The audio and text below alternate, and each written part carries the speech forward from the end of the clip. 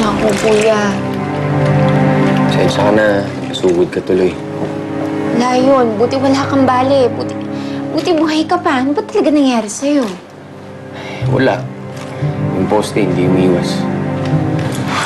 Hindi. Ang dami ko lang talagang iniisip, Myla. Pero, tama ka. Pag-isip-isip ko na tama ka talaga. Na kahit ano pang nagawa ni Mama, siya pa rin ang nanay natin. Mas may dahilan ka nga magalit sa kanya kaysa sa akin eh. Pero parang napatawad mo na siya. Ako, ewan ko, parang ang tagal mawala nung galit ko sa kanya. Kahit ganun, hindi ko pa rin magawang isuplong siya sa pulis. Bakit, kuya? Alam mo ba kung nasan si Mama?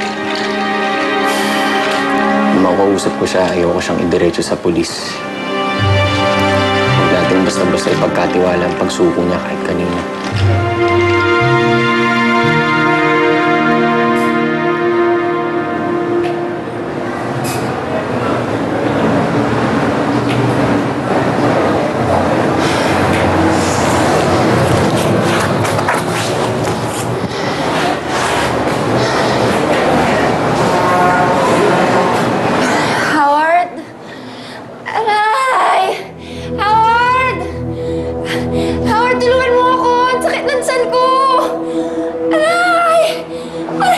Ano nangyari sa'yo?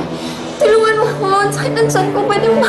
Masakit ba talaga? Sobra. Padalhin mo kasi infirmary. Hindi ko na kaya. Ang sakit. Sige, saglit lang. Ay! Hindi ko kaya. Ang sakit eh. Hindi ko kaya. Aray! Diyan ka lang sa wala saglit. Isasara ko lang to gate. Aray!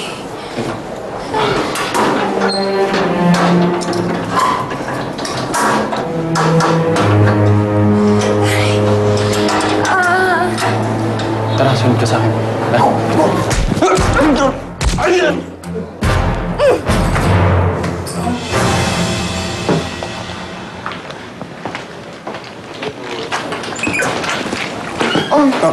Myla. Mang Damian. Si Teo, nagpapahinga na? Oo.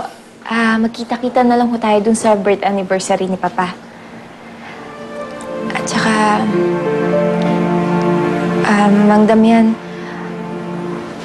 kung nagduda tayo noon kay Cardo at nasaktan tayo dahil sa nanlilin lang niya, at akala natin na talaga nagbago siya. Pero kung makakasama niyo ulit siya at mapagbibigyan, siya pa rin ang dating Cardo na mapagmahal. Sadya ka talagang mabait, Myla. Mapagpatawad. Dahil yun po ang turo niyo sa akin kahit noon pa man. Kung ano man ang akala niyong nawala sa kanya, natagpuan ko ulit yun. Hindi pala nawala. Kailangan lang niya magtago kahit sandali dahil sa paghihilom ng sugat niya. Pero kung makakasama ka niya at makikita, alam niya, Mang Damian, magiging buo ulit siya.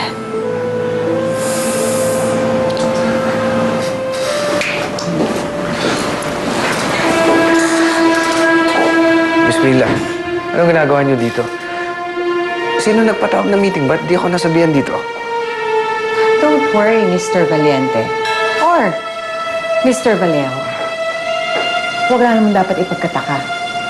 Nandito ako dahil ito ang first board meeting ko bilang chairperson at CEO ng Regalado Holdings Incorporated. Ikaw, anong ginagawa mo dito?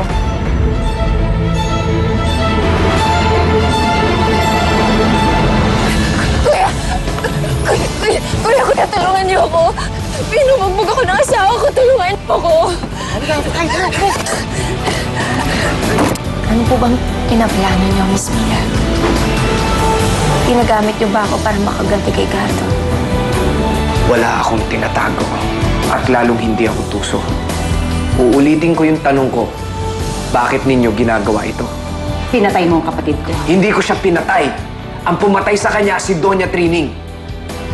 Manang, pengi ulit mo, Diyos. Sa Makalawa na lang ang bayad.